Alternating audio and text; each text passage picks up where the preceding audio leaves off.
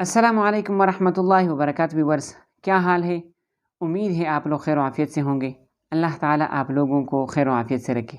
محترم ناظرین، آج ہم وضو کے مستحبات بیان کریں گے۔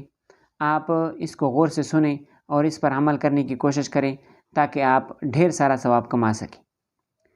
آج کا سب سے پہلا مسئلہ یہ ہے کہ وضو کے دوران مناسب اور بہتر بات یہ ہے، مستحب بات یہ ہے کہ جس عضو کو آپ دھو رہے ہیں اس پر ہاتھ بھی پھیر لیا جائے تاکہ وضو میں مبالغہ ہو سکے۔ دوسرا مسئلہ یہ ہے کہ وضو کے دوران کون سی دعا پڑھنی چاہیے اور وضو کے آخر میں کون سی دعا پڑھنی چاہیے۔ تو محترم بھائیو، وضو کے دوران آپ یہ دعا پڑھیں: اللہم اغفر لی ذنبی ووسع لی فی داری وبارک لی فی رزقی۔ یہ وضو کے دوران بھی آپ پڑھ سکتے ہیں اور وضو کے آخر میں بھی آپ پڑھ سکتے ہیں، کیونکہ یہ اللہ تعالیٰ سے مدد اور نصرت طلب کرنا ہے، وہ آپ دونوں جگہوں میں آپ کر سکتے ہیں۔ تیسرا مسئلہ جو ہے وہ یہ ہے کہ نماز کی تیاری کے لیے کب تیاری کریں، کب نہ کریں، اس میں مستحب بات کون سی ہے؟ تو اس میں مستحب بات یہ ہے کہ وقت آنے سے پہلے، یعنی کہ مثال کے طور پر ظہر کی نماز کا وقت داخل ہونے سے پہلے آپ وضو کر لیں، استنجا وغیرہ کر لیں، تاکہ آپ جیسے ہی نماز کا وقت ہو جائے آپ بالکل تیار بیٹھے ہوں۔ تو یہ مستحب بات یہ ہے کہ آپ اس طرح کر لیں۔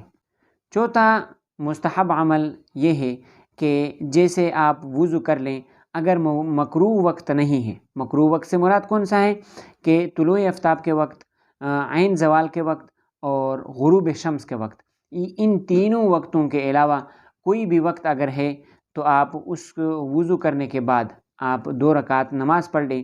اس کو تحیۃ الوضو کہتے ہیں، احادیث میں اس کا بہت بڑا ثواب آیا ہے۔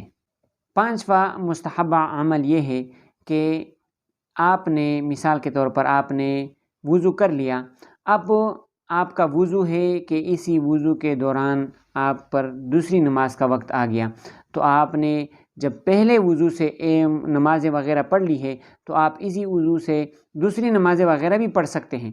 البتہ بہتر اور مستحب عمل یہ ہے کہ آپ دوسری نماز کے لیے وضو نیا کر دیں تاکہ آپ کو نئے وضو کا ثواب مل سکے۔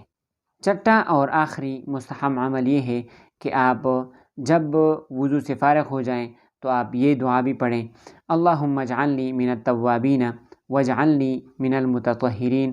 یہ بھی اللہ تعالیٰ سے دعا ہے کہ اے اللہ مجھے توبہ کرنے والوں میں شامل فرما اور مجھے پاک لوگوں میں شامل فرما۔ یہ اللہ تعالیٰ سے مدد طلب کرنا ہے جو کہ ہمیں ہر حال میں طلب کرنی چاہیے۔ اللہ تعالیٰ عمل کرنے کی توفیق عطا فرمائے۔ اللہ تعالیٰ آپ لوگوں کو خیر و عافیت سے رکھے، آباد رکھے، قائم و دائم رکھے۔ اللہ حافظ۔